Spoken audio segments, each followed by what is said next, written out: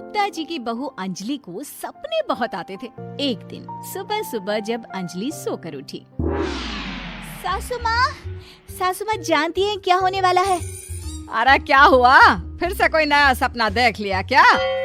हाँ सासू माँ, बहुत जोर से बरसात आने वाली है। आज कोई कपड़े मत धोना, सूख नहीं पाएंगे।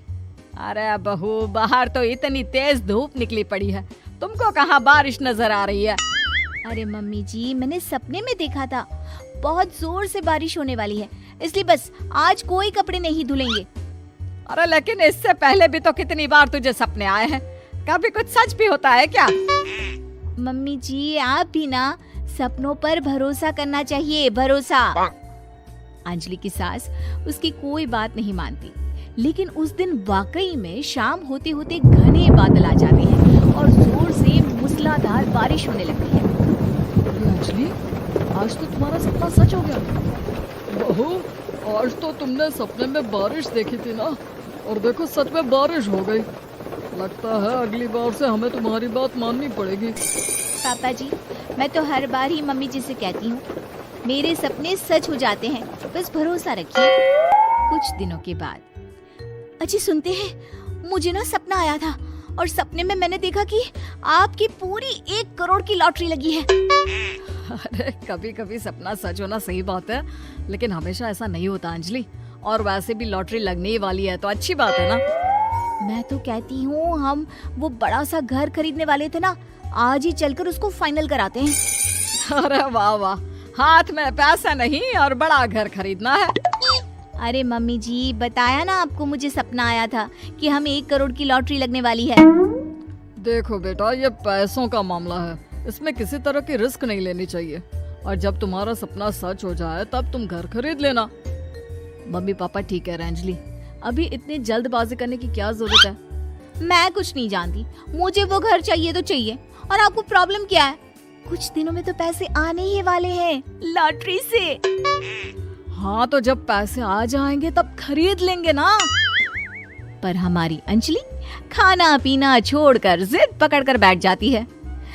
आखिर मजबूर होकर अंजलि के पति को उस घर को बुक कराने के पैसे देने पड़ते हैं।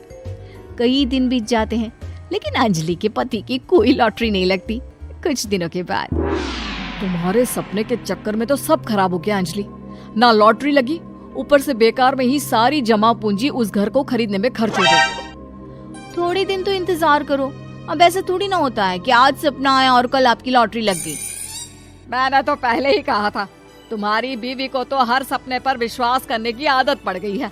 ऐसा भी कहीं होता है क्या? कुछ दिनों के बाद अचानक से अंजलि के पति के पास एक फोन आता है और पता चलता है कि उसकी 1 करोड़ की लॉटरी लग गई है। अरे वाह अंजलि, ये तो कमाल हो गया, मेरे तो सच में लॉटरी लगी। अरे भगवान भला करे तुम्हारा। हाँ हाँ बहू, अब तो तुम जो कहोगी हम वो सब बात मानेंगे। तुम्हारे सपने का मतलब तो पूरा का पूरा सच होता है। अरे बिल्कुल ठीक कहते हैं, मैं तो बेकार में ही बहू को उल्टा सीधा सुनाती थी। अरे इसके सपने तो वाकई में सही हो जाते हैं। अपने घर वालों की बात सुनकर अंजलि मन ही मन बहुत इतराती है। उसे लगता है कि अब वो जो भी सपना देखेगी सच हो जाएगा। और इसी चक्कर में एक दिन अंजलि को सपना आता है कि अचानक उनके घर पर बहुत सारे मेहमान आने वाले हैं।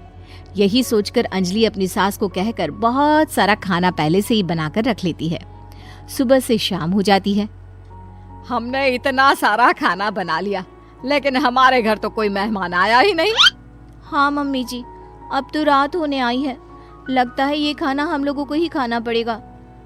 गुप्ता जी का परिवार पूरे 2 दिन तक उस खाने को खाकर खत्म करता है, लेकिन अंजलि की ये अपने सपनों पर भरोसा करने की आदत इतनी जल्दी छूटने वाली कहाँ थी।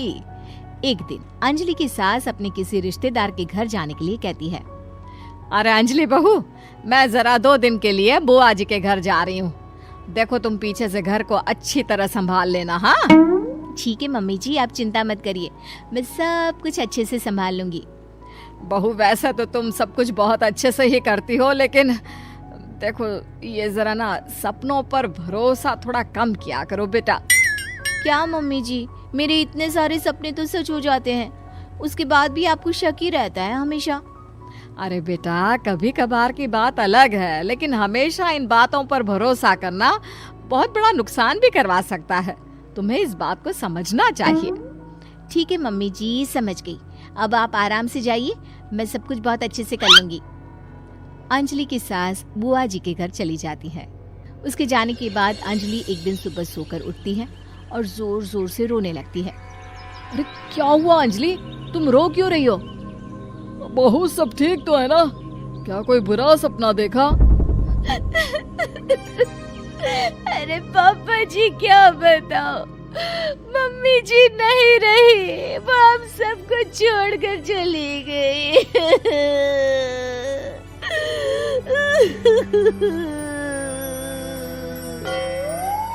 छोड़कर चली गई? अरे क्या मतलब है? वो तो अपनी बुआ जी के घर गई है ना? पापा जी, सासू माँ बुआ जी के घर नहीं, भगवान जी के घर गई है। अरे अंजलि, सुबह सुबह कैसी बात कर रही हो?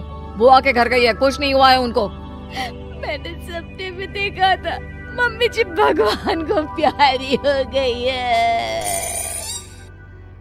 अंजलि का पति उसे समझाने की कोशिश करता है, लेकिन अंजलि के बार बार कहने पर वो भी इस बात पर भरोसा कर लेता है कि अब उसकी माँ दुनिया में नहीं रही। सारे गांव में ये खबर फैल जाती है कि अंजलि की सास की मौत हो गई। भगवान, अब हम क्या करेंगे? तुम्हारे सर से माँ का साया उठ गया। मैं तो कहती हूँ पापा जी, इनको बुआ जी के घर जाकर मम्मी जी की डेड बॉडी को ले आना चाहिए, तब तक हम उनकी अंतिम यात्रा की तैयारी करते हैं। अंजलि का पति अंजलि की बात सुनकर बुआ जी के घर के लिए रवाना हो जाता है। उधर अंजलि अपनी सास के अंतिम संस्कार की सारी तैयारियां कर लेती है। मोहल्ले के सारे लोग वहां पर आकर इकट्ठा हो जाते हैं। बहुत बुरा हुआ, मेरी सास मुझे बहुत प्यार करती थी, बुआ जी के घर गई थी। अरे हमको क्या पता था कि भगवान जी के घर जा रही है। अंजलि ने अपनी सास की तस्वीर पर हार पहनाकर घर के बीचों बीच रख दिया। सब लोग आकर गुप्ता परिवार को सांत्वना दे रहे थे। थोड़ी देर बाद अंजलि का पति घर आता है और साथ में अपनी माँ को भी ले आता है। अरे बहू, मेरी तस्वीर पर हार क्यों चढ़ा रखा है? सब लोग अंजलि की सास को देखकर डर जाते हैं। अरे आप लोगों को डरने की कोई जरूरत नहीं है, मेरी माँ जिंदा है। ये तो मेरी बीवी के सपने के चक्कर में हम लोगों ने अपनी माँ को मरा हुआ समझ लिया। बहू, सपने देखना ठीक है, पर अपनी जिंदा सास का अंतिम संस्कार करना बहुत बड़ी गलती। उसके बाद अंजलि की अपने सपनों पर आंख मूंद कर भरोसा करने की आदत हमेशा के लिए सुधर जाती है।